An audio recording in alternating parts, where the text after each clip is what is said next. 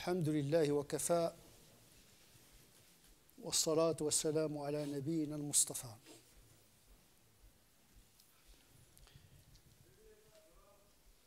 Parmi les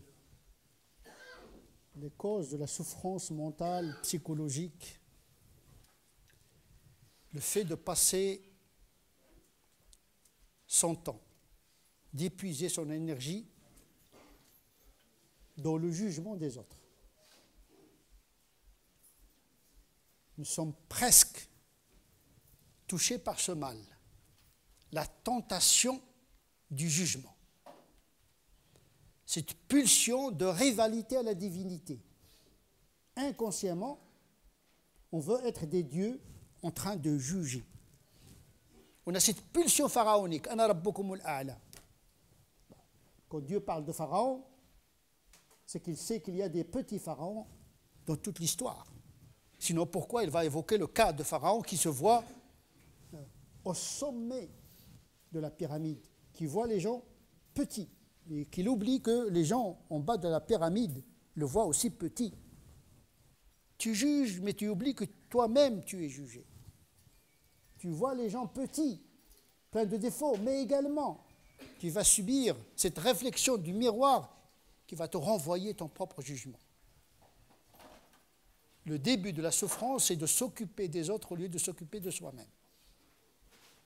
Nous avons tout un univers en nous, un état, une société, une effervescence en nous. Il faut savoir la gérer. Mais parfois, on préfère la fuite. Fuir le combat. Al-firaru min az-zahf. On aime déserter le vrai combat en s'occupant des défauts des autres au lieu d'affronter notre désert intérieur, nos démons qui nous habitent. En réalité, les défauts des autres nous renvoient à nos propres défauts parce que nous sommes constitués de la même pâte humaine. Le même code génétique, le même souffle qui vient du ciel. S'il y a une différence, c'est en matière de dosage. Des bonnes qualités et des mauvaises qualités. Nous sommes nés sains, mais nous avons été infectés par les virus de la vie et nous sommes devenus tous malades. Sauf, il y a ceux qui se soignent, qui prennent le vaccin, qui de temps en temps font le rappel. Il y a d'autres qui considèrent qu'ils sont au contraire en bonne santé. Nous sommes emplis de défauts. Les mêmes défauts que nous voyons chez les autres, mais avec des doses différentes. C'est pour ne pas succomber à cette tentation qui pousse à la souffrance mentale que le Coran appelle les croyants à de s'occuper d'eux-mêmes. Ya ayyuhalladhina amanu alaykum anfusakum. Occupez-vous de vos âmes qui sont malades. Malades par les défauts, malades par les péchés, malades par l'altération que causent les pulsions du corps, parce que le corps a ses besoins et qui attire l'âme vers le bas. Donc il y a un combat à mener. Les autres ne sont que des miroirs réfléchissants. En plus, s'il y a jugement, on se contente de juger les apparences et les actes. On dit cet acte est mauvais parce qu'il faut garder son discernement. Ce n'est pas parce que j'ai des défauts que je ne dois pas moi-même être le reflet de mon prochain, de l'informer. Nous partageons les défauts, donc nous devons partager les conseils. C'est-à-dire qu'en réalité, nous sommes unis par les qualités, nous sommes unis par les défauts. Cela nous appelle à beaucoup plus d'humilité. Le meilleur d'entre nous, c'est le plus humble. Quand il voit le défaut de l'autre, il pense à son propre défaut.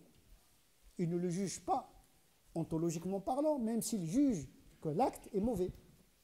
Ça, c'est un acte de discernement. L'acte de discernement, c'est de discerner le bien entre le mal.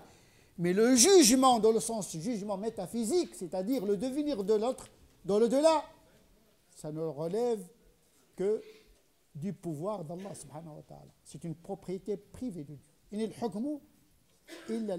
jugement définitif, ontologique, total et global revient à Dieu, et ce jugement, personne ne l'a vu.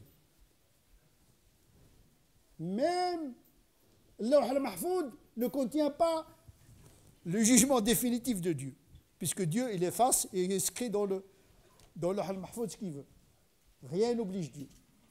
Donc personne ne peut pénétrer l'infinie volonté d'Allah subhanahu wa ta'ala. Nous devons être très humbles. Et celui qui est humble, il est heureux. C'est ça, as-sa'ada fi dunya, cette humilité.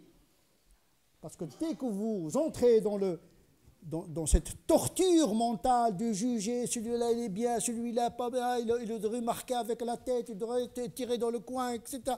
Même dans le foot, il est mauvais, etc. Chaque seconde, nous sommes en train de juger. Moi, je pense que c'est le début de la souffrance. Nous voulons être des dieux maîtrisant tout, sauf nous-mêmes, comme les révolutionnaires. Ils veulent changer tout le monde, sauf eux-mêmes. Alors qu'Allah subhanahu wa ta'ala dit Inna Allah la yughayyiru ma biqawmin hatta yughayyiru ma bi anfusihim. Dieu ne change pas l'état d'un peuple tant que les membres qui le constituent n'ont pas changé ce qu'il y a en eux-mêmes. Donc, la révolution commence par le changement individuel. Et ça, ce travail, personne ne peut le faire à votre place. Au lieu de s'occuper des autres, occupez-vous de vous-même, comme a dit le hadith Min husni islamil mar'i tarkuhu ma la ya'ni. Parmi les signes d'une bonne islamité, c'est de s'occuper de soi-même. Il y a des gens qui veulent le bonheur pour tout le monde, sauf pour eux-mêmes. Ils passent tout le temps à conseiller les autres. C'est très bien de conseiller les autres, mais encore faudrait-il commencer par soi-même. Et cette loi du non-jugement ontologique s'applique aux musulmans et aux non-musulmans également. Parce que beaucoup de musulmans pensent « Ah, je suis musulman ». Donc dans sa tête, lui, il est déjà dans le paradis et qu'il sait qu'il va finir musulman. C'est une arrogance.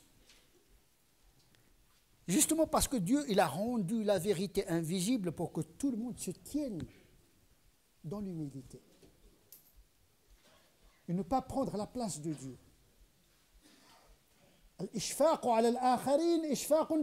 Celui qui a de la compassion envers les autres, par là même, il a la compassion envers lui-même.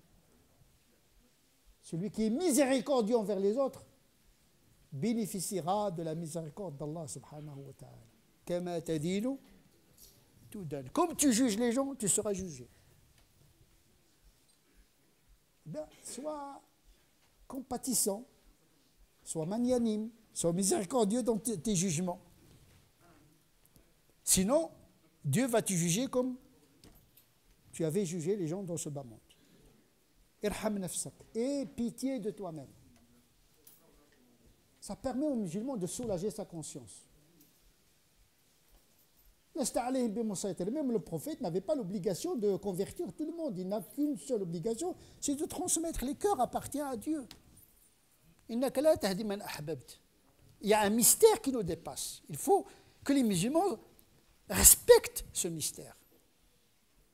Ils ne passent pas tout le temps à mettre des gens dans le paradis et dans l'enfer.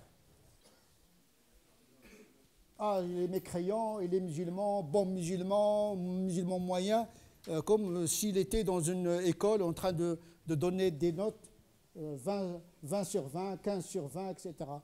Ça, c'est prendre la place de Dieu. Il n'incombe pas aux croyants de juger les gens. On juge les faits, on juge les actes, mais on ne juge pas l'être humain. Parce que juger l'être humain relève des prérogatives d'Allah subhanahu wa ta'ala. Même le criminel ne doit pas être réduit à son crime. Parce qu'il y a une dignité inaliénable garantie par la divinité d'Allah subhanahu wa ta'ala. وَلَقَدْ كَرَّمْنَا بَنِي آدَمَ. Il y a une dignité parce que c'est un être qui est habité par un souffle qui vient du ciel. Respecte ce souffle qui vient du ciel. et que le mal n'est jamais absolu, il est accidentel. Comme il est accidentel chez l'autre, il est accidentel également chez toi. En réalité, le vrai homme, c'est celui qui se voit dans toute l'humanité presque. Il vit une compassion universelle avec les gens. Sauf si vous avez la fonction d'un juge dans un tribunal qui juge entre les conflits. Mais ça relève du droit dans ce bas monde. Mais attention, même la charia, c'est-à-dire le droit musulman, quand il s'applique dans ce bas monde, ça ne veut pas dire que c'est le même jugement du qadi musulman sera le même dans le delà. Parce que le qadi, le juge, il juge les actes, mais pas l'être humain. Parce que dans notre tradition, en tout cas théologique, on ne réduit jamais le pécheur à son péché, ni le criminel à son crime. On doit garder le discernement qui sépare entre le bien et le mal, mais de là à juger l'ontologie et le devenir eschatologique des gens dans le delà, c'est transgresser un droit divin. Soulagez votre conscience et occupez-vous de vous-même. C'est un conseil que je vous donne et que je me donne à moi-même, parce que nous sommes tous affectés par ce virus du jugement. Et donc, pour garantir une belle vie, c'est d'excuser les gens. Parce que excuser les gens fera en sorte que Dieu vous excusera. Irhamu man fil ardi, yarhamkum man fis sama. Ayez pitié, ayez de la miséricorde envers les gens. Dieu aura miséricorde envers vous le jour du jugement dernier, à un moment où vous aurez besoin de cette grâce d'Allah subhanahu wa ta'ala. Donc, avoir pitié, ne pas juger les gens, c'est se prémunir. C'est avoir une garantie d'être pardonné, d'être excusé, d'être moins jugé, ou bien d'être jugé de manière magnanime par Allah subhanahu wa ta'ala le jour du jugement dernier. Et puis laisser la créature au créateur. Croyant ou pas, musulman ou pas, etc. Ça, ce n'est pas notre rôle de mettre les gens dans des cases. On juge les actes, les faits, on fait le discernement et on continue, on ferait notre chemin en tirant profit de nos défauts et des défauts des autres. Parce que nous sommes tous une humanité faite des mêmes qualités. Sauf il y a ceux qui cultivent les bonnes qualités et qui réduisent les mauvaises, et d'autres qui comptent les mauvaises qualités pour des bonnes qualités. Et c'est le pire des situations. Lorsque le musulman pense qu'il est yahsabuna annahum yuhsinuna sun'a, il pense que oui, je dois juger, comme si c'est une obligation de juger le cas. Tu es kafir, tu es bon musulman. Ce n'est pas une pratique de l'islam que de passer le temps à juger les gens. C'est le contraire qui est demandé. Ne pas juger les gens, de s'occuper de soi-même, puisque Allah subhanahu wa ta'ala nous demande de s'occuper de nous-mêmes, de sauver notre âme d'abord.